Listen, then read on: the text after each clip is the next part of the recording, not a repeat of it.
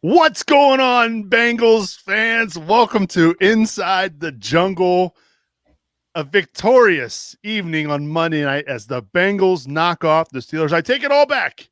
All the bad things I said, I take it all back. The Bengals, how about that performance Monday night against the Steelers as they win by 10 over our arch rival in the AFC North? Glad you're with us here on Inside the Jungle. We appreciate you tuning in. We want to hear from you, Bengals fans. So make sure you get in touch with us tonight. The phone lines are open. 513-572-7757 is the number to call. We want to hear from you. How excited were you during the game? What are your thoughts overall on what you saw from the orange and black? Of course, if you're listening to us after the fact, get in touch with us on Twitter at Inside Jungle Pod, and you can email us insidethejunglepod@gmail.com. So excited to talk about this game tonight with my Bengal brethren. I will start with Mickey Mentzer. Mickey, what a night, man. Oh, can you beat it? I mean, no one expected it.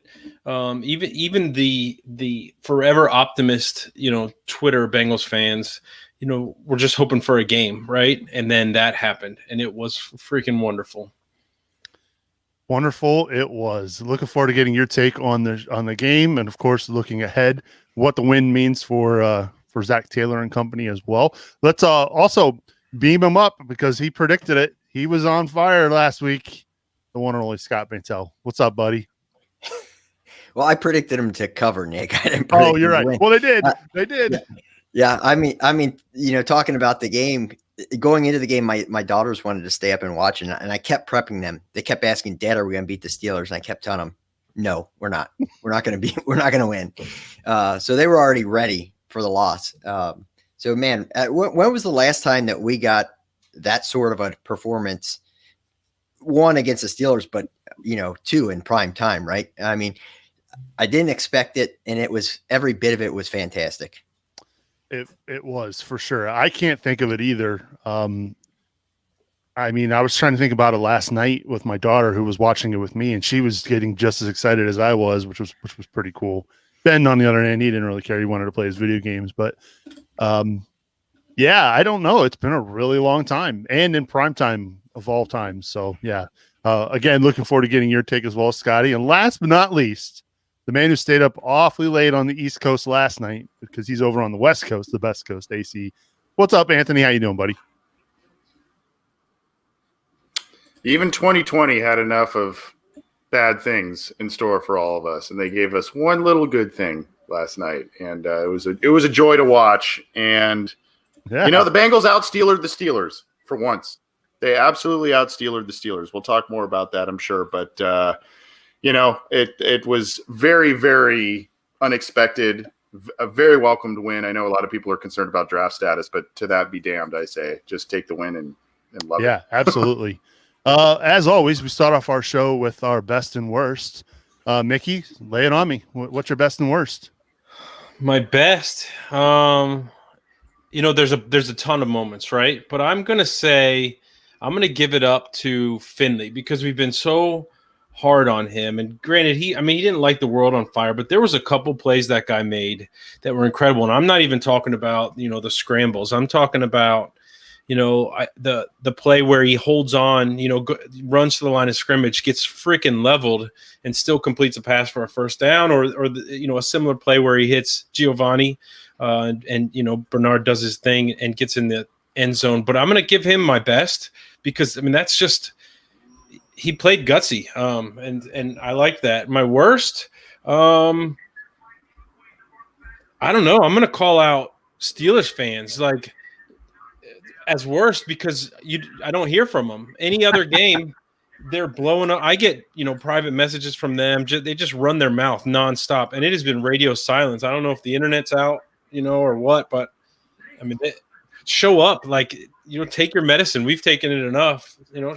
Where are you at now? It's a good one. All right, Scott, your best and worst?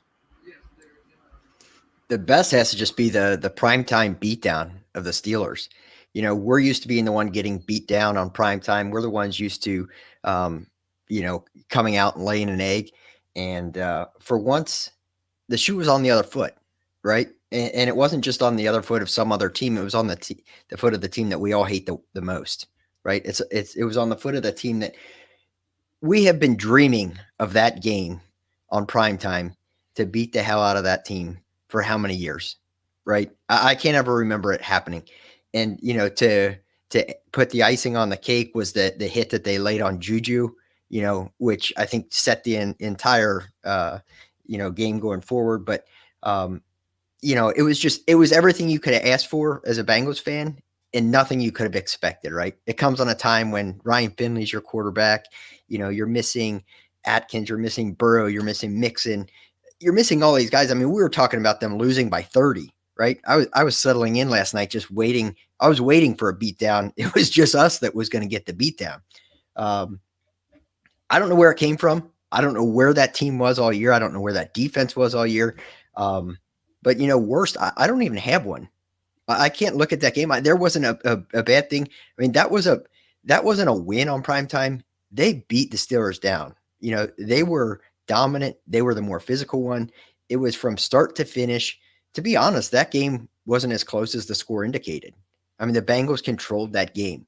And, I like I said, I have no idea where that came from. All right. And it was Scott great. doesn't have a worst. I'm going to chime in here real quick with my worst, AC, and then I'll let you do your best and worst. And I'm not trying to be negative Nancy around here, but my worst is probably Ryan Finley's throwing. Like that game should have been worse. Like the score should have been worse because if he had just made a couple throws, deeper throws, all that were on target, picking here because he had a great night. Don't get me wrong, but like there were some throws that. Man, if he would have completed it, this is it's not a one-score game in the fourth quarter. You know what I'm saying? So that's my worst. AC, give me your best and worst. Best, some of the defensive performers by two new faces and one old face. Mackenzie Alexander played outstanding football, and quietly, I feel he has been a really, really solid addition to this team. I really hope they find a way to lock him up so he can be the slot corner of the next couple of years. He's played himself into a nice contract next year, I think. Scott touched on it, so I won't belabor it, but just that image of Von Bell absolutely decleating Juju Smith-Schuster right around the same area that Juju Smith-Schuster was dancing upon before kickoff. It was like right around the same area. It was just so much karma there. You got to love that. And Carl Lawson, guys, my goodness. 2 tackles for loss, a sack, 6 quarterback hits, and 9 pressures last night alone. That's insane. That's just insane. And I credit Tyler Dragon of the Cincinnati Enquirer for putting out those stats there. I mean, that's just a crazy, crazy stat. And Nick, my worst may cause a little friction between you and I, my friend. I felt that the taunting penalty on Mackenzie Alexander was not warranted. I felt that was a very ticky-tack call. I understand a little bit as to it wasn't the smartest decision by the player. I think it was this, though, and maybe you guys can correct me if I'm wrong. I think the referees were very cognizant as to how these games usually go between these two teams and all of the extracurricular that happens after plays. And they kind of wanted to set a tone early, even if it was a marginal call. So I didn't agree with that call, but in thinking about it a little further, maybe they were just trying to get some form of control over this game early. AC, I'm going to add one more to your list. Darius Phillips, I thought, he played an excellent game, and that was pretty surprising. He did. Yep. He let up the touchdown, but he had, I think, 3 pass deflections, and he played pretty well for the most part, and a tackle for loss, I think, too. Yeah. Mm-hmm. Yeah, but he should have had 2 picks. Yeah. Should have had like 3 or 4 more. Yeah. Yep. So I guess we could talk about it now a little bit. The taunting call. Here's where I have an issue with it, AC. If he's on the field, I don't have a problem with it. Like if they throw the flag when he's on the field doing that, that's where I have an issue. But he was on their bench. Like he was standing in their bench doing that. And not like right on the sideline. He was 2 or 3 yards inside their bench doing that. That's where I go, come on, man. You're asking for a brawl. Like he's lucky he didn't get, in the middle of something there. So that's where I have a beef with it. But if he's on the field doing that and the ref throws the flag, then I'm with you 100%. I think that's a weak call. But Yeah, I just didn't see physical contact between he and the receiver, and I just thought it was a little weak. But I do understand, and I think we would look at that play a lot differently if he didn't atone for the mistake like one play later, right, and got him off the field. I think if that wasn't the case, then we'd be sitting here saying we'd be questioning that call and or Mackenzie Alexander making a really stupid decision. So, and that usually. I think also, Nick, correct me if I'm wrong, we usually look at that play in this type of game against the Steelers and we say that's where it begins to snowball. They had control of the game, and that's where it begins to snowball on them. And somehow they got away from the big snowball and ended up still controlling the game. Was it still 17-0? Was that 17-0 at that point when that flag gets thrown? I mean, I know it was offsetting penalties. I think it was 10. I have to look. 10, I think. I think it was 10-0, yeah. But they were ready to get off the field and get the ball right back. So, yeah. I mean, it was still a part in the game where they could really stranglehold the contest against Pittsburgh. Yeah. And on the flip side of that, when we had the penalty on Mackenzie Alexander, against him, like where he was shoved way out of bounds, right? And they called that late. There was an opportunity there for the Bengals to lose their cool, right? Because I don't know who the Steelers defender was. Sorry, but I mean, he stood off the lineman. Yeah, and he stood there, and I'm sure the words were not the nicest, right? But they kept their cool. And that was also a turning point for me. Like you could just imagine the Bengals of old. Someone throws a punch, and that momentum you just got from that extra penalty is offsetting, and you're screwed. So I was impressed with that too. The composure was big. So yeah, I just wanted to throw that in. No, it's a good point. We talked about Darius Phillips having a good game. What do you guys make of the play of the other corner, William Jackson III? He struggled. I don't know if his pass interference that extended the drive for the touchdown.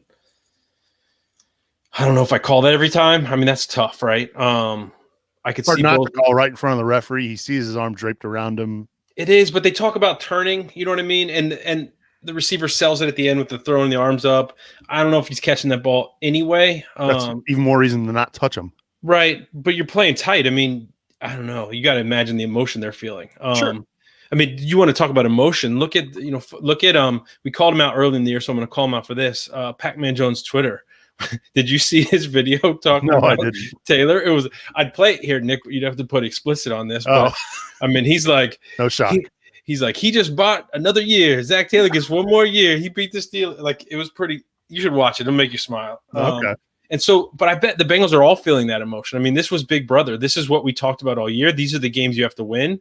And like Scott said earlier in the show, they didn't just win. Like, they dominated that game. And the tone was set from our defense. They were hitting hard. They were hitting, stopping the run in the backfield, like stuff we haven't seen all year. Like, I don't know where it came from, but it was incredible. It really was. What did you make of I mean, a lot of people are talking about, they need to sign him to an extension here. I don't know, man. Like, I was kind of disappointed last night. I know he had some pass breakups, but like, how do you drop that for sure interception? Yeah. That is not what you expect from a franchise type cornerback. William Jackson, and I don't want to cut you off, Scott, but William Jackson to me has to be one of the most frustrating players to watch. And what I mean by that, he's immensely skilled. He's really athletic. And there are some underlying stats that a lot of people don't see. You look at pass deflections, interceptions kind of on the surface, and tackles even maybe. But there's stuff like he allows a low completion percentage, low amount of passing yards, that sort of thing. But somehow there are so many missed opportunities on dropped interceptions. There are some killer pass interference penalties. It's like he has everything there to be a top 5 corner in this league. And there's just that one or two moments in a game where you go, what are you doing, dude? Like, just catch the football. Like, it's right there, or just concentrate a little bit, or maybe it's a bad call that was called a PI. It's just really, really frustrating. I think he's still worth keeping. I think he's still worth paying because there's a lot of value to what he brings. But I do think that there's going to be a feeling from a lot of people of maybe you overpaid for this guy based on a lack of interceptions and some of those gaudy stats that, a lot of the goons at home kind of look at a little more than some of the under the surface stuff. It's like, he's really good at the under the surface stuff, but the top level stuff, it's just not there.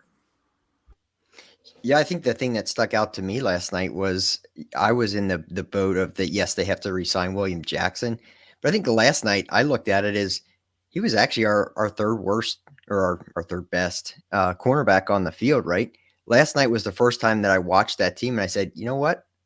I don't know if they got to re-sign William Jackson. They might be better off using that money somewhere else. The guy I looked at last night and said they do have to re-sign this guy is Carl Lawson, right? I think they got a tough decision with William Jackson. They paid Trey Waynes, I think 14 or 15 million a year. So they paid that guy to be a number one corner. We just haven't seen him yet. So I don't know if they pay big for William Jackson. They may let him walk, re-sign Alexander, re-sign Phillips, and re-sign Lawson. And I think I'd be okay with that because I think it's tougher to find a guy with Lawson's talent than it is to find a cornerback that can give you what you're getting from William Jackson. But can't you make the same argument that Anthony's making about William Jackson, about Carl Lawson? Like, why don't we see that more often from him? Yeah, it's a great point. Sure. Yeah, absolutely. I just don't think you're going to be able to find someone similar to Lawson on free agency or in the draft that you could get close, at least the performance that you're getting from William Jackson. What do you make of the folks that say the Steelers lost this game versus the Bengals winning it? There's truth to it. I mean, Roethlisberger looked like he was the second best quarterback on the field that night, which is it's saying a lot. Saying a lot. And I mean, he looked terrible. He was easy to rattle. I can't remember a play where he extended it, which is usually the death knell for. You just scared AC's son, Mickey. Yeah, sorry about that. Good Lord. That's usually scared me. That's usually what kills us. That's usually what kills us is, we'll have him wrapped up and he'll get away and then break something. None of that happened. I mean, they did contain very well, but his throws were off. Like we could have had 6 picks. Like it was insane. So I do think there's some truth to that. But the Bengals took advantage and they stopped the offense and that defense from the Steelers. And I love that they're crying about injuries. Like, come on, you're playing our third string quarterback. I mean, I don't know. Like, our running backs are not there. Like everyone that you would expect to play for the Bengals in a perfect season wasn't there, and we still whooped them. So I don't know. It's 6 of one, half dozen the other. They gave it to us. We took it. Yeah, the biggest thing too is, in years past we've seen the Bengals have leads against the Steelers, right? I mean, the last time was it the last time they played on Monday Night Football? The Bengals had a 17-0 lead, or a recent time they had a 17-0 lead and blew it. This was different, and it almost felt just from the get-go, the intensity.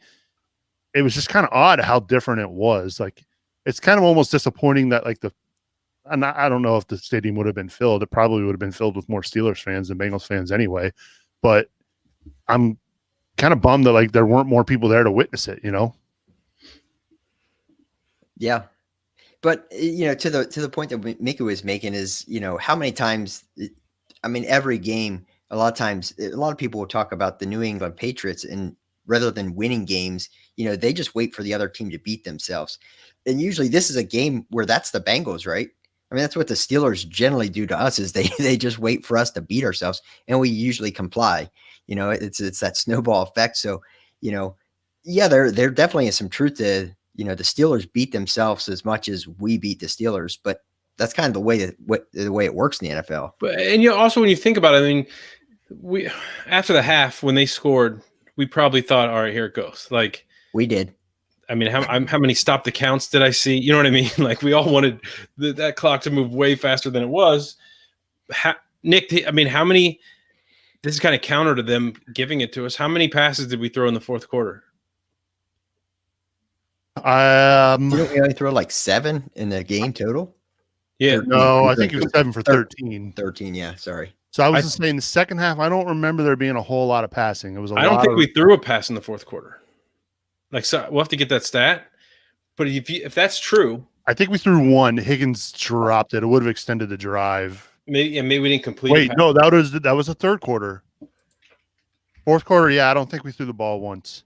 So you're talking about the they were talking about the number one defense in all these categories, and it's never been, no one's finished number one since the 1968 Chiefs. We didn't have to throw a pass, and we continued to score and extended drives. That was incredible. I mean, the offensive line, I'm giving them a shout out. Our boy Hart, he's getting a shout out. Like, they played insanely well. Gio ran like a strong running back. I mean, it was fun. It's like you're reading Dave's mind here in the chat, Mickey. He says, how about some love for Gio and the O-line run blocking? Right. He's right. Gio had a fantastic night, and I can't believe we've gone almost 21 minutes without really mentioning his performance, because he had a great game. He's not normally known for being a bell cow type of back, but he had 22 carries last night. I don't know when's the last time we said that about Gio Bernard. I'd love to see his yards after contact too, because he was running tough. Yeah. According to my research, Mickey's right. We did not throw a pass in the fourth quarter. Oh, wow. That's crazy. That is absolutely bonkers to think about that fact. Who does that sound like? I mean, how many times did we watch the Steelers? Jerome Bettis do that to us? Like, yes. Who was calling the plays? Where the guy that was calling the plays the first 12 games didn't know what running the ball was. And all of a sudden last night we run the ball every play of the fourth quarter. I think he was like, I've seen our quarterback throw the ball here in the first half, and it didn't look great, so we're just going to keep it on the ground. And to his credit, he did. I mean, look, those read option plays, those were fantastic. Now, I don't want him doing that a whole lot, because if he gets banged up, we're talking about Kevin Hogan coming in and playing quarterback. Does it matter at this point? I know. You're right. I guys, I'll be honest. I thought he was dead at that one play when he scrambled and got sandwiched between three guys. It was a heck of a play where he completed. I thought he might be dead. Should have been a penalty though. Should have been, yeah. Yeah, not called. I honestly thought today I was going to get fired, because my boss apparently is a Steelers fan, which I didn't know. Yeah, he owns a Giants Saquon Barkley jersey, but didn't know that he was all of a sudden a Steelers fan. He was saying that the Bengals were cheating last night and were illegal hits. He was claiming that hit on Juju was an illegal hit. I'm like, I don't know what game you're watching, but that was not an illegal hit. And not once was it mentioned during the broadcast that it should have been flagged for an illegal hit. So I was fired up at work. Fired up as I could ever be. But yeah, I mean, that hit that Finley took, I mean, that looked really bad. And he just lays on the ground smiling. Yeah. Even my sister, who lives in Colorado, doesn't watch the Bengals ever. She sent me a text during the game. She's like, "Why does our quarterback look like Forrest Gump, always smiling?" Like, I will say, I think Ryan Finley's dentist got some money last night. He had some nice teeth, smiling. Does he not wear a mouth guard? I don't know. He was smiling a lot, though, man. He was. I was looking at him like, man, why he's got nice teeth? Why not? Protect them. You got to protect those chompers, man. But yeah, I'll tell you what, for as much grief, and I will be the first to admit it, I tweeted last week that any free agent quarterback sitting at home would be a better option than 5 on Monday night, and I stand corrected. I will eat the crow. Ryan Finley did a fantastic job. I mean, look, it wasn't pretty, but he got the job done. Yeah. And that's all that matters. But I will fully own up to the fact I said what I said, and I'm glad that he went out. And if I would have told you that Ryan Finley would get a win on Monday Night Football before Joe Burrow would you believe me? I mean, I would assume Burrow's hurt. But if I would have told you Ryan Finley goes 7 for 13, 89 yards, and we whoop the Steelers, would you believe me? No, I would not have. Just crazy. All right, so before we move on and talk about Zac Taylor, because we're going to have to, right? I mean, I think that's going to be a big talking point. I think we need to talk Taylor and draft. Yeah, there's been a lot of developments there as well. Let's talk about the Juju Smith-Schuster TikTok stuff. Corvette. First of all, I'm not on TikTok, so I don't get it. My kids knew more about it than I did, so they're the ones educating me during the game. But yeah, my daughter was like, "Yeah, I saw him dancing on the logo," and I'm like, and she had to explain to me, like, he does it for every game. I'm like, "Oh, okay, didn't know anything about this." But I just was kind of glad to see him kind of get popped, especially after him mimicking, the Vontaze Burfict penalty. I mean, that's just karma, man. Yep. Karma. I like every bit of it. The hit was incredible, right? Like game setting the tone, shut him up. Like what's even better is, did you see the response from Tomlin? I think it was today, where he says he's going to talk to him about stopping doing that crap, right? Like everyone thinks it's hilarious when you're winning. And now that he's losing, like, oh, it's a distraction. You can't do that. I mean, we've experienced that, right? Chad Johnson got butchered for that in Cincinnati, trying to stay fun. And, when they won, it was awesome. When they lost, it was a distraction. I love seeing that. I love that the Bengals were a part of changing the narrative in Pittsburgh. Like, it's so fun. Yeah, Mike Tomlin, the coach that has this great control over his. Is there any team that has more issues with social media over the past couple years than the Steelers? If it's not Antonio Brown live Facebooking the locker room, it's Juju Smith TikToking. It's other players saying they're gonna shoot Burfict on point on. I mean, there is no team that has more social media issues than the Steelers, and nobody brings it up until they start losing, and all of a sudden, Mike Tomlin now has a problem with it now that they're losing. He's been doing it all year. Didn't have a problem with it all year, but now that they're losing, he does. Years ago, when Juju came out in the draft, I actually did a mock draft for Cincy Jungle, and I had the Bengals taking Juju Smith-Schuster in the second round, and a lot of Bengals fans hated that. He's too slow to play. He's not going to do anything. Well, he's declined a little bit over the past couple of years. I think last year was due to the quarterback situation that Pittsburgh had, and then, some other stuff going on. But I mean, the first couple of years of his career were great. And I remember really liking the kid, not only seeing a lot of him at USC, but I remember he came to a high school that my brother taught and coached at, was walking around with the high school kids and was just, he was practicing on their field, getting ready for the draft and all that kind of stuff, keeping in shape, and just a really nice guy. He was doing all kinds of stuff. And back then he was doing the video stuff. He was putting all that stuff on his Instagram, I think TikTok, if it was around then. He was doing videos with these high school kids and they were loving it. He was having fun. It was just kind of cool. And then of course he gets drafted by the Steelers. I'm going, oh my gosh, of course. That's the guy that I liked going into the draft, goes to the Steelers. And, the rest is kind of history, but he got his last night for sure. Yes, he did. All right. So I was happy to see that. I did enjoy seeing some social media posts about Steelers fans unhappy with illegal hits. I'm like, come on.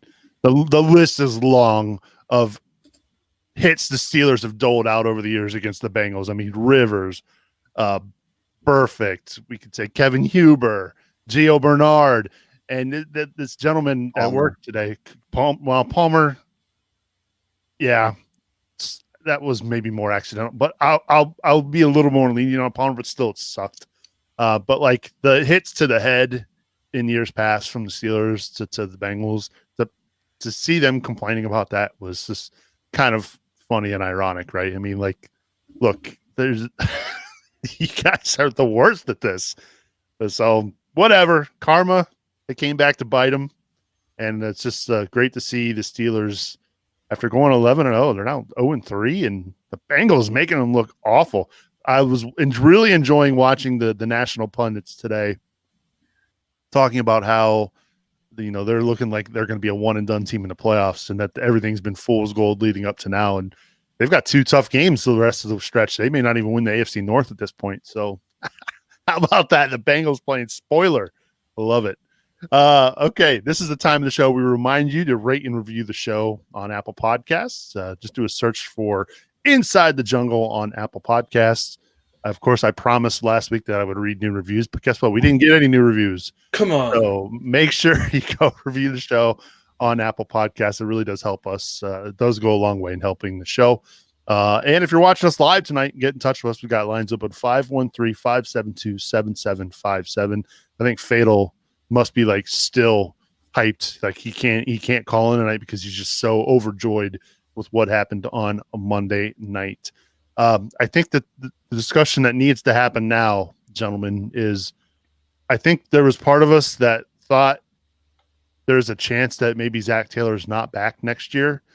But I think we can all probably agree now that this game might have bought him at least 8 or so games into next season. Your thoughts, Mickey?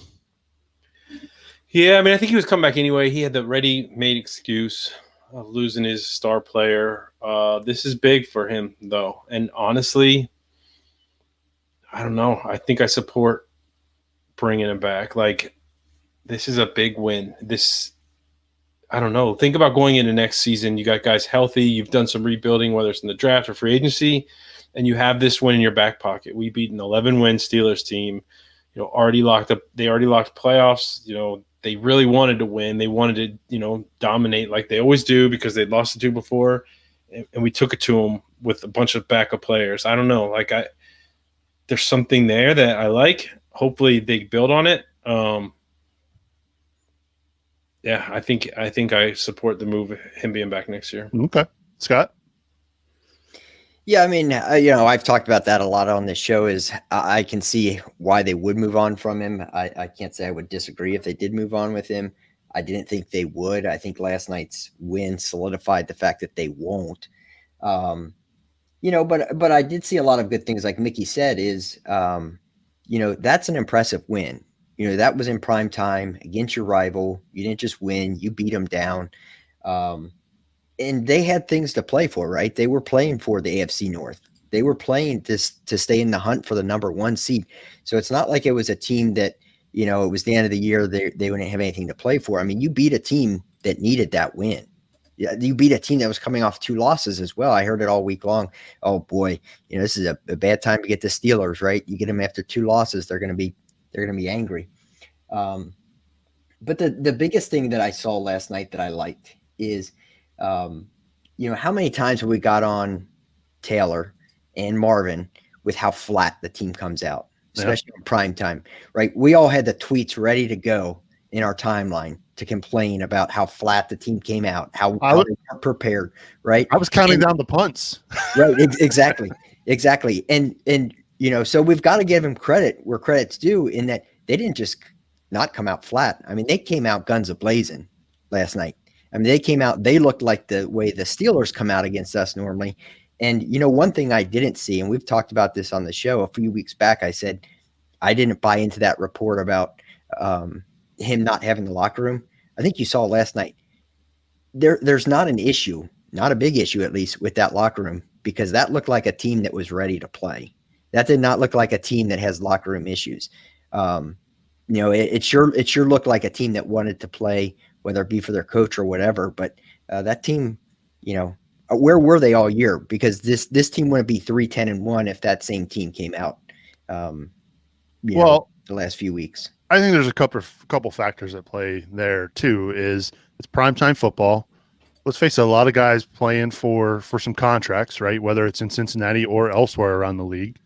I'm not saying there aren't issues. I'm sure there probably are. Maybe last night was the night to set them aside because, they knew they needed a full team effort. But when's the last time we saw anyone on this team though get up and play for prime time, right? That's always been the biggest complaint with the team. So, if there was any time for them to come out flat, that's what we're used to. You're right. Time. He had them ready to play. That's for sure, AC. He did.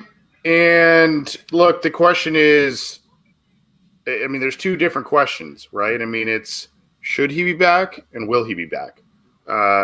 Should he be back? You look at even with this win, you look at the track record, 5 wins and a tie in almost 2 seasons of football, 2 division wins, and a lot of embarrassing losses, a lot of low scoring losses from a supposed offensive minded coach. And you say, probably not. He probably should not be back based on all of that. Will he be back? I think that this win cemented the fact that he will be back next year to start the year as the Bengals head coach. I can't really say that I do or don't support that notion of him being back at this point. I really like what I saw last night. I want to see that every week. Yeah, that's my thing, Nick. Where is this effort on at least a somewhat regular basis? Where is that passion on it at least somewhat regular basis. Why does it take you to be 2-10-1 and have the Steelers coming to town on Monday Night Football in order for you to have that kind of performance? Why didn't you have that kind of performance with Joe Burrow in a quarterback a few weeks back when you were in Pittsburgh? There's just a lot of questions, and I kind of maintain that this win brings up almost more questions about the future of this team than answers. Yeah, I don't think we got a lot of answers as to the direction of this team, and this is a turning point. I hope we look at this point and say this was the turning point in the Zac Taylor era where they began to turn things around, got some momentum with Joe Burrow back healthy in 21, and off we go. I hope that more than anything, but there's a track record here that makes me cautious about diving right into that belief based on the win that we saw last night. Fair enough. And I think there probably needs to be some brakes being pumped, right? Look, the Steelers aren't a good football team at the moment. We caught them at a very good time, right? Like we caught them they're at their lowest of lows. It's rare that we get them at that point. Their quarterback not playing well. They're on when's the last time you saw them on a 3-game losing streak? It's pretty rare that that's happened, especially with Roethlisberger at quarterback. So we caught him at a good time. I don't want to get you're right. It's a question of should versus would. I don't think he should. I think he will now, which is probably the frustrating part, because I don't know if this I have no evidence to show that it's going to get better from 2 or 3 wins next season. Right? That's my fear. And so if we go through this again, that's another wasted year with Joe Burrow at quarterback. That's what I'm afraid of. So I personally don't think he should. But yes, I think that certainly did buy him some time for next year. Mark in our chat room, fan of the show, big fan of the show. We scored the most last night against the Steelers than we have since 2006. I did not know that information. Wow, that's pretty wild. With Ryan Finley completing only 7 passes. What? That is just bonkers. So yeah, we'll see what happens. As far as the draft goes, I think things have certainly changed from that standpoint, especially after the New York Jets pulled off we could say that was the biggest shocking win over the weekend compared to the Bengals. Both were shocking, but now the Jets have, ultimately screwed themselves because now they're sitting at 2 in the draft versus 1, and I don't know if they're drafting Fields. We've had this discussion many a times. We thought maybe the Jacksonville Jaguars wouldn't take Justin Fields. Now they are probably sitting pretty for Trevor Lawrence, and now the Jets. What are they going to do? And the question is now, will they take Sewell? I don't know, gents. Things are getting iffy. And now if all of a sudden, let's just say things get crazy and the Bengals play inspired football and go out and beat the Texans, which isn't out of the realm of possibility. Now we're starting to get in that dicey territory of like, what's happening here? What, why? So your thoughts? Penny, for your thoughts. You see what I did there? Yeah, Not original. I saw other people do it. Yeah, Nick, that was the only downside I'll say to the win on Monday is I want Penny Sewell, and in order to get him, I think we have to keep the 3rd pick. Beyond that, I don't think we have a chance. The way they played last night, they'll beat the Texans. If they keep playing like that. Whoa! It's a road game. It is. So we are going to be okay. Maybe. True. So they could drop as low as 7. I think 6 or 7. They still could. They still could go.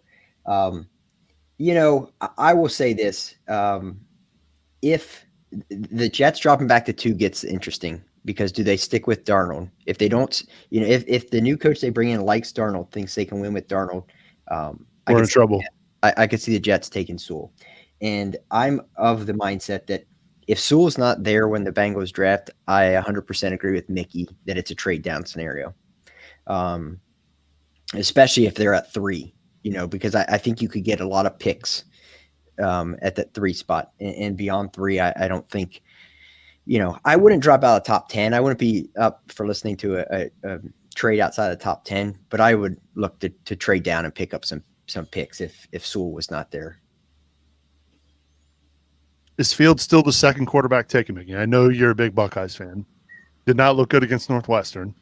Has a very small sample size this year. Still a solid quarterback, but I think so. I don't know though. When you compare him to like a Kyler Murray or a Tua, you know what I mean? I think he's just as good as they are, maybe better. So I think so. I don't know, though. I mean, it all depends on needs. I'm in the trade back camp regardless. I saw a couple mock drafts where we traded back. I think we traded back to 7 or 8 and then traded again to 12 or 13 and just got a ton of picks, which that you're speaking my language there. When you're rebuilding, like go get your 3 first rounds, some next year. But I don't know if Fields is second or not. I kind of hope the Bengals win out. I don't know. Well, if they win out, Taylor's definitely back next year. But that's a good sign. I mean, sure. That's momentum. I don't know. I've never been the root to lose guy, so that's tough for me. Was it the Vegas line over under for Bengals wins at 5 or 6? So I mean, all of a sudden they win out. You've got 5 wins and a tie. That would make for an interesting situation there for the bettors out there. But look, I mean, go back to the 2017 draft, guys. You know who the first quarterback taken in that draft was? Mitch Trubisky. You know who was after him? Patrick Mahomes and Deshaun Watson. So a lot of things can change, and teams do weird things with their evaluations. Fields could be a guy that right now is number 1 on some boards. He may be number 3 behind the BYU kid, right? It just totally depends on how teams view him. So, I'm in agreement with you guys too. I think if Sewell's gone before you're on the clock at 3, say you have the 3rd pick and he's gone before you go, if you're able to move back, not move way back, but move back within the top 10, the top 12 and get some picks, I think you do that. Otherwise, I think you stay put and you take the kid. I think I said this last week. The Bengals don't like to go into the draft and like pigeonhole themselves in a certain position. They like to address it as kind of playing with house money. They like to go best player available as much as they can, regardless of position. That's why we've seen in a lot of different occasions that like a John Ross, some people didn't think they were going wide receiver that high. You go back to Tyler Eifert, right? A lot of people didn't think they were going to get a tight end in that class. So, AJ Green at 4. Yeah, I mean, I think they like to use free agency for their needs and then draft for best player available. So I think that's how. So who do you again? If you stay at 3 and Sewell's 2, who do you take? Me? Yeah. I think again, it depends on what you do in free agency. Does William Jackson leave? Does Mackenzie Alexander leave? All of a sudden, you've got a massive hole at cornerback that you didn't fill, and you've got Trey Waynes, Darius Phillips, and that's kind of it at that point. If those top 2 guys leave, maybe cornerbacks on the table. Is Jamar Chase an option because he has that rapport with Burrow, and you lose AJ Green, you lose John Ross, you lose Alex Erickson, potentially all these wide receivers are gone. I still think you got to go offensive line and defensive line. That has to be where the Bengals need to address. We saw what a pass rush can finally do for this team when they get it. And obviously last night was a big indication of what a pass rush can do for the rest of the defense. So, I think you have to protect the quarterback and you have to get after the other team's quarterback. But I do think that what they do probably will be predicated upon who they lose at certain position groups. That's just my take. Do you look at a Kyle Pitts? Not at 4. Not at 4, but I absolutely love. I actually would love if the Bengals picked that kid. Again, depending on what they do in free agency, if they address the offensive line already in a pretty big, substantial way, and you can, if you want to move back and get more picks, and then maybe you get him at like 8, like a TJ Hawkinson type of selection, I guess, still a top pick, but that kid, I think that would be an immense weapon for Joe Burrow. I think that if somehow they're able to remedy the offensive line and get their hands on that kid, I would love that. Yeah, for me, if I am sitting at 3 and Sewell's gone, you'd like to move down. The question is, who are people moving up for at that point? You know, Well, I I mean, if Sewell's gone and you're still sitting at 3, that means everyone but Lawrence, quarterback wise, is still there. Yeah. So that's going to be a valuable pick. There's going to be one of those quarterbacks that somebody's in love with that is going to be willing to come up. How many teams right now? I'm just trying to think off the top of my head. How many teams right now could we say are in desperate need of a quarterback at the moment? We know Steelers. this. You think they are? I heard Ben Roethlisberger come back next year. What I saw on Monday night tells me the Steelers need a quarterback. Yeah. Okay. That's a good shout. Who, the Bears? Jacksonville, Jacksonville, but they'll be picking one, so Lawrence will be gone. Washington, you got to think they're moving on from Haskins. Alex, not a good look. The long-term option. Not a good look with him over the weekend. Oh man. The Patriots are one that could. You know, obviously they don't have their long-term answer. They usually have a lot of picks. I don't know what they have this year. But talking about teams they're drafting earlier than they normally are. Yeah, in the playoffs, and a team that's definitely willing to move around. Yeah, it's a good point. Jets, the Colts. You know, you Rivers. Colts? Well, I mean, Rivers isn't going to be the long-term answer there. They got to figure out something. Yeah, they drafted Eason last year, but I don't know that he's going to be. Oh, that's right. I forgot. Viable. But Brissett's still their backup, isn't? Yeah. Is he? I'm guessing Eason's not active most games. Yep. He's probably the COVID quarterback. The Brandon Allen. Denver, maybe? No, but they just drafted Drew Lock. Perhaps Dallas. You don't know what you're getting back from Dak. Yeah, the question is, will they franchise him? Right. No, I think both Roethlisberger and Dak are going to be leaving their teams. You really think that is Roethlisberger a free agent after this year? Nobody counts 40. I think he is. No, he does count for $41 million against the cap. Against the cap, yeah. I think they'll talk to him about hanging him up. It's got to be a hang him up or restructure, right? There's no way they're paying him $41 million. And I don't know that Roethlisberger backs off that. He's not a team guy. Ben in the chat says trade with the Pats for picks and Thuney, but isn't Thuney a free agent? No, you can't do unless they franchise him for a second year in a row, right? And then you trade for him and restructure the deal. You can't trade for him. So yeah, Nick, the Buccaneers would be looking. Obviously, I know Brady says he's going to play to 45, but they've got to start thinking long term. Maybe even the Falcons. I don't know what Matt Ryan's contract situation is. New Orleans, maybe Detroit, New Orleans is set for a while. They've got not only do they have Taysom Hill, they also have what's his name? Jameis is just a 1-year deal. But that's true. That's a good point that you guys bring up. Is Hill signed a 4-year deal, right? If they're not bringing back Breeze, if Breeze retires, I could see them re-signing Winston. But Hill is showing he can win. But yeah, he just signed a 4-year deal, so they won't be drafting a quarterback. Mark in the chat says Carolina, although they just signed Bridgewater They just gave Bridgewater a decent sized deal, didn't they? Yeah. Maybe the Lions. That could be a surprise one. I just said the Lions. Did you not hear me? Sorry. Oh. I must have missed that. Stafford. I don't know. How old is Stafford? 35, 36? That's a good question. I don't know. But yeah, that's another one too. Yeah. So we'll see. Maybe there are teams that want to move up.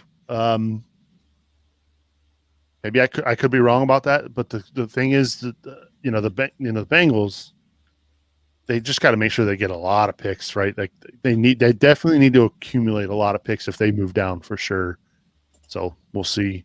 Ben in the chat says San Francisco might move on from Jimmy. That'd be pretty wild. He was just in the Super Bowl a year ago. Man, that quickly of a fall off, huh? So we'll see. Yeah, I think that was quite wild this weekend, seeing the Jets ruin themselves. Can we all just be thankful that we're not Jets fans right now? Like, can you imagine if last year the Bengals had screwed their chance to get Burrow by winning? I mean, I know, Mickey, you don't like to lose, but like it worked out, right? I mean, that worked out. It was good. Yeah. But now, like, oh man, I feel bad for Jets fans. I really do. The losing, look, I hate rooting for him to lose too, but there's a difference between a bad season and a lost season. In a lost season, you got to root for the losses to pile up so that you get the better pick. In a bad season, you're still building for something. You still want to win. But when you're the Jets, that's a lost season. You know, Bengals last year, that was a lost season. Bengals this year is kind of a lost season. So you really got to root. Yeah. So in lost seasons, you got to keep getting the losses, right? Right. In bad seasons, you find something to build on. In lost seasons, get the highest pick. Yeah. Yeah, that's interesting. I feel for them for sure. And hopefully it was good to see Joey B tweeting last night during the game as well. So that was kind of cool. Hopefully we get him back for the start. There should be an off-season program. There should be training camp next year in theory. So all signs are pointing up. And then, hey, you know what? Maybe the free agency, the Bengals get active again. Who knows? We'll see what happens. We'd love your feedback, though. Make sure you email us insidethejunglepod@gmail.com. We'll give a big we haven't done shout-outs tonight. So let's do some shout-outs. Mickey, why don't you fire us off, start us off here? So this isn't a guy that I follow, but I was intrigued by his tweets that kept getting retweeted yesterday, and the guy cracked me up. I'm going to shout out Sir Yacht. He's actually a Browns fan who made some sort of bet that if the Bengals won, he would jump in the car and drive to Cincinnati. And then at like 2 a.m, he posted a video of him standing outside Paul Brown Stadium drinking Skyline chili from a can, praising the Bengals, which it was freaking hilarious. So look it up. It's at Sir Yacht on Twitter. Isn't he the same guy that said he was going to jump in the river? Is it? Maybe. I don't know. I thought I saw he was going to jump in the river and drink Skyline. Yeah, I think someone advised him that jumping in the river was a bad idea. He did drink the chili, and it was funny. Wow, interesting. Solid, all right, good shout out. Scotty?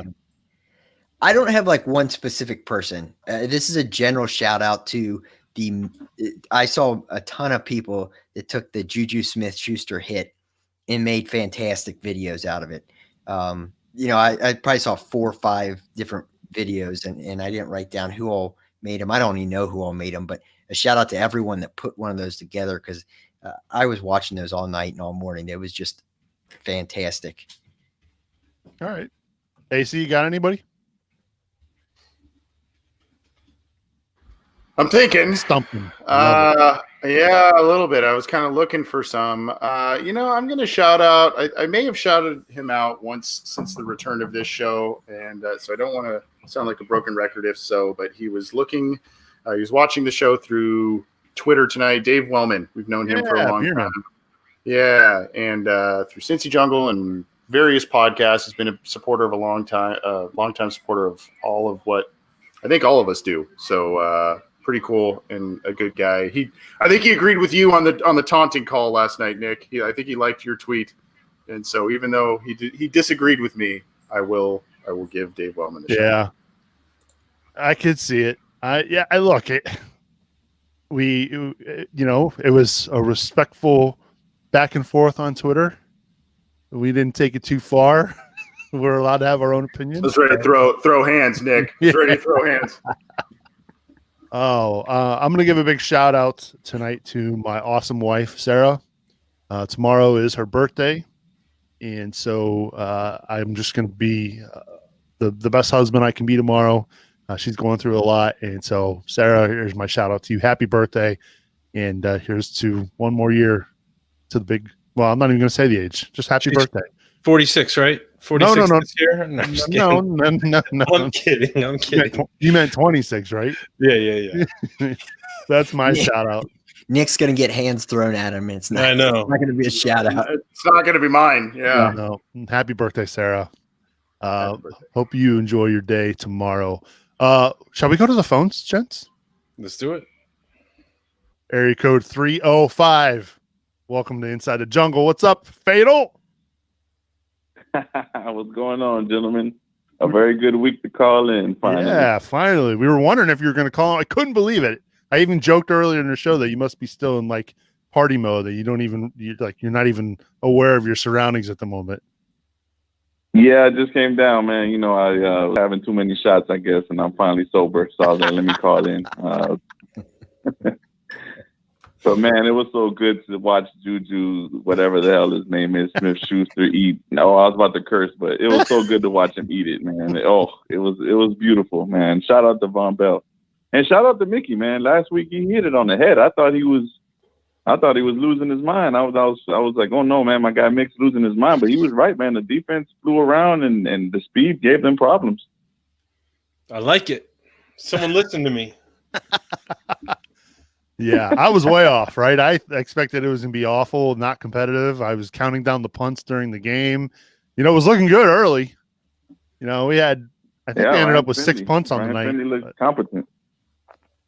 Yeah. Sorry for interrupting. Yeah, Ryan Finley looked competent. That was a crazy game. Yeah, I thought the same thing, man. I thought we were going to get absolutely washed. It was a beautiful thing to see, especially on primetime. Down players and. Man, that was awesome, man. It was. I think the highlight of the night, though, had to be that guy getting smashed. But it was beautiful to watch, man. It was absolute, and we didn't lose our draft position. Beautiful. Yeah, that's just kind of what we were talking about there for a minute. What are your thoughts now? If like we know the situation, the season's more or less lost. If the Bengals go and win these next 2 games, Fatal, are you going to be upset? Upset. I think I will be a little bit disappointed because I kind of want them to keep the draft position, but you know, I'm never for tanking. So if they try to win, I wouldn't be mad. You know, it's just what you want the culture to be moving forward. You don't want them to purposely lose, but you know, if they lost, I wouldn't be mad because it's actually better for us. But I'm not for tanking, so you know, I'd be a little disappointed, but I would like that. I respect the approach. Fair enough. Yeah, I'm not a fan of tanking as well, but at the same time, like, man, I just hope they don't screw it up. You know what I mean? Yeah, with the Bengals, I don't really think it's tanking because they I mean, I think they got up for the Steelers. It's not I'm not taking a jab at the Bengals. I'm just saying that right now they're missing a lot of people and they weren't very talented to begin with. So I think it's not. If they lose, it's not on purpose because even though this week looked good, you got to remember last week they got throttled by the Cowboys. So it's I think more so what we saw this week was because of the competition that we played. I think that was an inner battle there that they got up for. When was the last time you saw a Bengals team have a 3 fumble performance in the first half and followed up with a 3 turnover performance on the defensive side in the next game? I don't know if we've ever seen that. No, I as long as I've been a fan, I can't remember it. So yeah, you got me on that one. That's crazy. Well, Fatal, you survived the night. I'm glad you called in. You got any final words heading into Houston? Man, I see it. I just see it. Like you said, if they win, I'm not going to be mad that they're trying to win. But I see the next 2 being losses. Especially, I can see them coming down from a high this week. But Houston is not very good either. So, but yeah, like I actually want the high draft pick. So fair enough. I'm going to leave it at that. Fair enough. Well, we appreciate your call, buddy. And who freaking day, Fatal? Who freaking day, man. Hey, to Anthony, man, I see your Lakers tonight with the ring ceremony. Congratulations to them, man. NBA season starts again. Hopefully we see That's you guys where again Fatal next year, was. sir. He was watching the game. Yes, sir. No, I actually just got up, man. I work overnight, so I got up not too long ago. Then I got the alert, so I was like, let me show some love. Well, I want to let you know too. For some reason, my son is a Miami Heat fan. I don't know how that started. So there you go. Oh man, he's a smart kid. Yeah, He's smart, man. The guy knows his stuff. Fatal Suberling. Yeah, right. Yeah.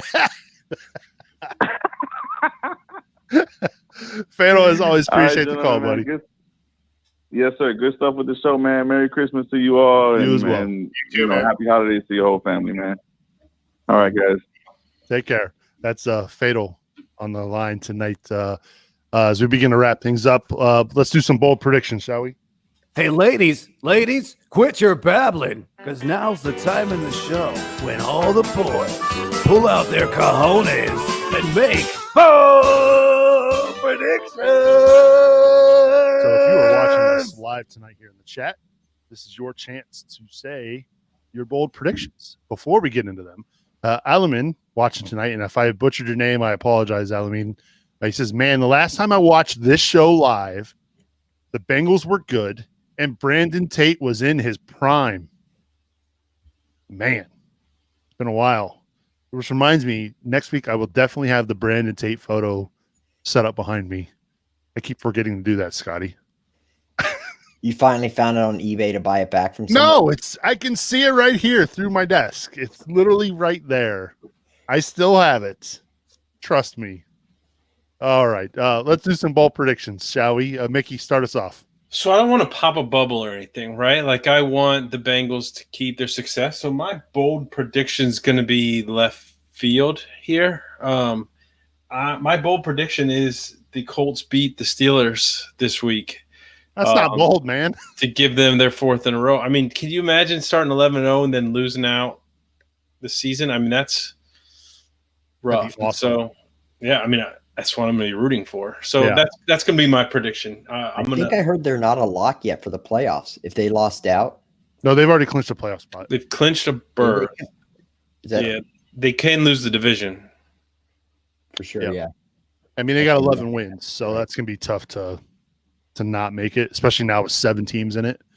But yeah, they could. I would not be shocked one bit if they lose both games. Like Yeah. the Browns are no joke right Yep. now. So, and you know, with the And fact that Bengals were able to run the ball on them, the Browns are definitely going to be able to run the ball on them. Yeah, I mean, the Browns have the Jets this week. So, I mean, that could be interesting for the Browns. All right. So Mickey's saying a bold prediction is that the Steelers lose to the Colts. Scott, what you got? Vanilla Vic. Shout out to Ace Boogie for that one, but Vanilla Vic, Ryan Finley last night. Yeah, that's what they're calling him. Yeah, he had crazy legs, Finley back there. We saw how terrible he is passing the ball. I'm convinced that all 4 of us could throw the ball farther and harder than Ryan Finley. But that's the thing. He threw a great first. That one of the first passes was to AJ deep. Like, what happened? Was that just luck? Yeah, I don't know, because there was a couple that weren't that deep that he underthrew severely. Yeah. But, so my bold prediction is that he goes from Michael Vick running to 200 yards passing. Is he going to play? It doesn't sound that bold, but Nick, you got rain on my parade. I'm asking. Like last right, week, we assumed Allen would probably play, and then he didn't. And All right, don't know. I'll make 2 just in case he doesn't play. So my bold maybe prediction: they'll both play. 200 yards passing for Finley, Okay. which is bold after his 73-yard performance. My other bold prediction, in case he doesn't play, is 4 sacks for the defense. 4 sacks for the defense. sacks. Okay. That'd be tough with Deshaun Watson, quarterback. He's definitely a hard guy to get down. Yeah, now you know that you got a running quarterback in Finley. He could be like, you can line him up at receiver, bring him in, do some trickeration. You know, they've opened up a whole other section of the playbook now, guys. Yeah, he's pretty much a trimmed down version of Taysom Hill, really. Oh, for sure.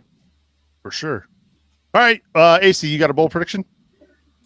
I will say Ryan Finley outrushes Deshaun Watson yardage-wise.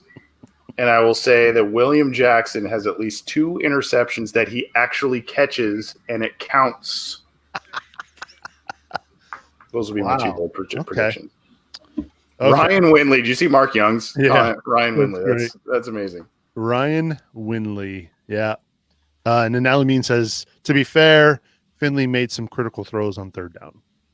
He also missed some critical throws on third down. 7 total completions. So, I mean, They were all critical. that's kind of where I was going with it. Yeah. All right. So if I'm giving a bold prediction, I went with 10 punts this week. Man, I thought I was sitting pretty early on in that game. I will say, by the way, how about Seibert making all his kicks as well? Randy who? No, he missed a field goal. Missed a 54-yarder. Yeah. Oh, that's right. Yeah, but I don't care. I don't care about that one. They won. It didn't hurt them. Those don't count. No, those don't count. And that was probably one they probably should have gone for in hindsight. Surprised they actually even tried a long kick. Yep. Talk about raining on my parade, Scott.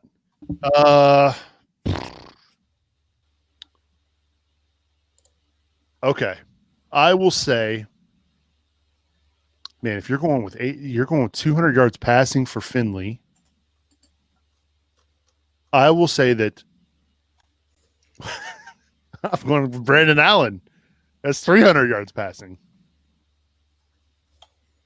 Gosh, I hope he plays. No offense, Ryan. You had a great game. Thanks for winning. Man. Oh, Brandon Allen plays. So, how big's the statue for Ryan Finley if he gets us Burrow last year, Sewell this year, and destroys the Steelers on Monday Night Football? Like the legend that is Ryan Finley just keeps He's the Ring of Honor. Yeah. Yeah. So I'm already calling it First now. member. Next year on December 21st, it's Ryan Finley Day, and we will celebrate it. We will celebrate it hard for sure next year, December 21st. It will go down in infamy as the day. It will be Ryan Finley Day for sure. Yeah, so those are fun. Score prediction time. Bengals at Houston. Don't know what the line is just yet. Mickey, I'm sure you've got that though. 9. 9 points. We're down Yeah. on the road. Zac Taylor has yet to win a road game as a head coach in the NFL. Is this the week they do it? You asking me? Yeah. I'm going 24-20 Bengals. Well, okay. So you think they win? All right. Scott? Bengals are cover machines. Yeah. This one's tough for me because we're right up there we're competing with the Texans for the draft spot. So this is big. A win here and we jump them. So I'm not so sure I want to do that. That being said, the Texans are bad. And the Bengals looked really good last night. No. It's starting to unravel, isn't it? It is. And statistically speaking, Zac Taylor is going to eventually win a road game, right? So I think he does it this week. They come off the high emotional win. They go down there. They get their first road win. I'll say, it's going to be a barn burner, 20-18 Bengals. Can you imagine the folks in the Zac Taylor camp that don't want him back? Like, can you imagine like the outrage that there will be on social media if he goes and wins his first road game? I mean, everybody was excited that they beat the Steelers, right? Like, we love that. Now it's just like, just keep doing I can't imagine the amount of social media rage the Bengals go and win this game.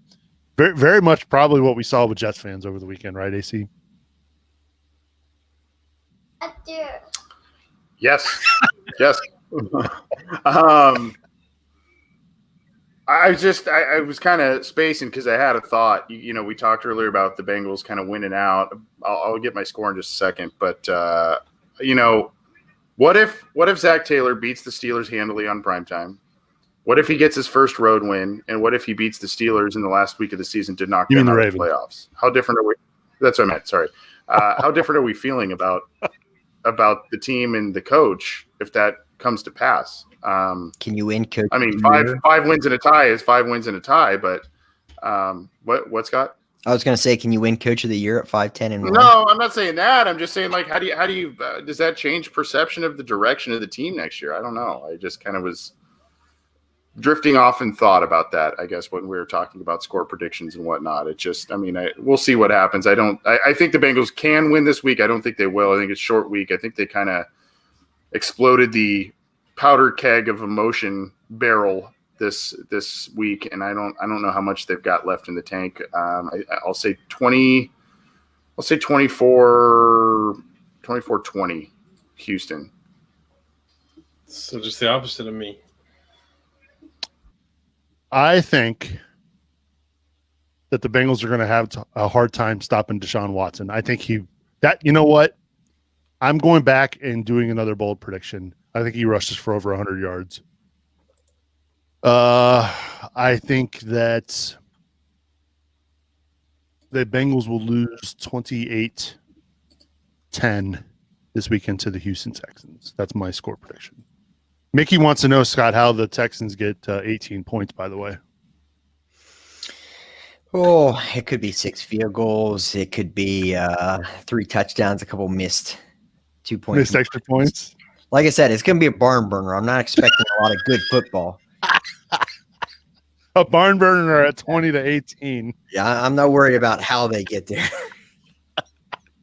Oh, man. All right.